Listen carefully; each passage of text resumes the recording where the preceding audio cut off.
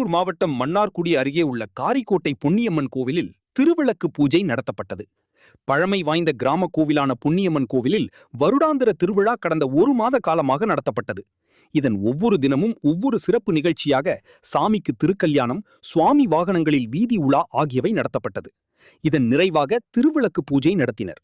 கோவில் வளாகத்தில் உற்சவர் பொன்னியம்மன் சிறப்பு அலங்காரத்தில் அலங்கரித்து வீற்றிருக்கச் செய்திருந்தனர். சாய கொண்டை தரித்து பட்டு வஸ்திரம் அணிந்து பொன்னியம்மன் அருள்பாலிக்க சாமிக்கு முன்பு 500க்கும் மேற்பட்ட பெண்கள் திருவிளக்கினை ஏற்றி வைத்து பூஜை செய்தனர். பெரிய திருவிளக்கினை அம்மனாக பாவித்து சிவாச்சாரியார்களின் வேத மந்திரங்கள் முழங்க பூஜை நடத்தப்பட்டது. அப்போது பெண்கள் மலர்கள் மற்றும் குங்குமத்தை கொண்டு திருவிளக்கு பூஜை செய்தனர். இதன் நிறைவாக ஒரே நேரத்தில் அனைவரும் விளக்கிற்கு தீப தூப ஆராதனை நடத்தினர்.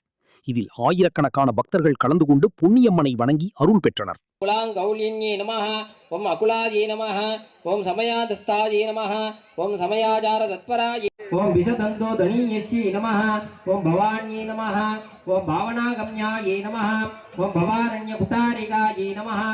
பொருளாம் ஆதி போற்றி, ஓம் தூண்டு சுடரணை சோதி போற்றி.